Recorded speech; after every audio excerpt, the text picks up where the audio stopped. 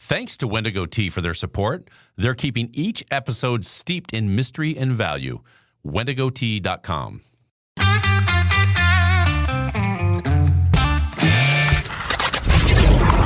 Your daily game plan for success. It's Sachs in the Morning. Steve Sachs. Hi, Steve Sachs here with Sachs in the Morning, and today is March 1st. I'm so happy that spring is here. This is going to be great. Looking forward to it. And you know what else I'm looking forward to is I'm looking forward to boosting your well-being this morning based on principles of positive psychology. That's what we're talking about this week. And here's a tip, as we know that meditation can help with your well-being, and why not start your meditation off with a cup of Wendigo Tea's Kappa matcha tea. Can you say that one? Yeah, I love it. In addition to all of Wendigo's great loose leaf teas, they also carry this amazing highest grade ceremonial matcha tea produced in Japan. And if you want to give it a try, head over to wendigotea.com and put in the promo code of SAX. That's S-A-X, SAX at the promo code, and save 15%. Why not? You can find the link also at the saxinthemorning.com website. So here are some factors in life that I talked about Monday and Tuesday that contribute to well-being.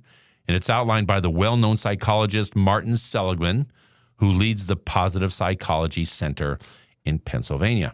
So those factors are positive emotions, engagement, positive relationships, meaning, and accomplishments, or PERMA. That's the acronym. So what else is important to add to our lives that we can help lead to a greater sense of well-being? Well, the article on positivepsychology.com that I've been referencing this week has some suggestions. The first is similar to the ideas which they spell out in PERMA, and that is you have a need to cultivate optimism. People who are optimistic are more resilient, they're happier, and they even live longer. I mean, I've really never seen a really, really successful pessimist. So how do you build optimism? Let's go back to the R in PERMA, which is relationships. You build relationships with people who are hopeful and positive. In other words, surround yourself with those type of people. If you surround yourself with people who are negative and think the world has gone to hell, then how do you think you're going to feel? Because it kind of rubs off on you, right?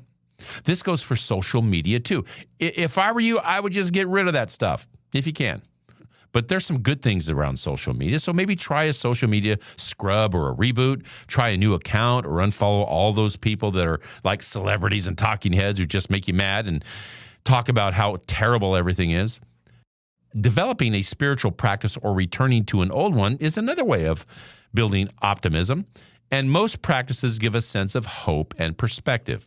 The next extra component of well-being, and we've talked about this one over and over again, you're never going to escape it. And that's physical activity. Studies show that there are obvious physical benefits to being active. By increasing movement or activity also decreases symptoms of depression and anxiety and loneliness, and it improves mental focus and clarity. So you need to couple that physical exercise with good nutrition. Look, I'm not a nutritionist, but let's just keep it basic, all right? It's talking about a well-rounded diet. This stuff you already know, right? You eat lots of fruits and veggies, blah, blah, blah.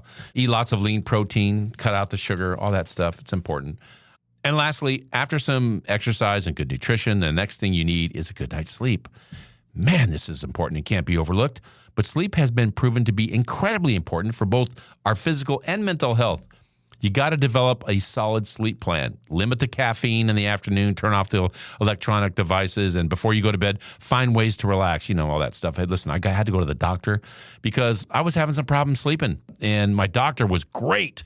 I mean, it was such a great visit because he told me to turn off all the devices, you know, don't watch TV late at night. Those type of things, man, it improved my sleeping like you can't believe. So find out a plan. Sometimes as you get a little bit older, you got to find a sleep plan. You know, you're not weird because you can't sleep well at night. Go to the doctor, pay a visit, and figure out that plan. It may sound like a lot, but it's a small price to pay to be a person who lives with a sense of well-being, peace and contentment, and most of all, purpose and fulfillment. And that is my short for today. If you like what you heard, give us a positive review, subscribe, and share. Also, remember that the Sachs in the Morning swag is now available on my Instagram site. Go to SachsInTheMorning_podcast. You'll see it right there on the Instagram, and just hit the link. Everything's there. Mugs, hats, tumblers, you name it. Take advantage of it.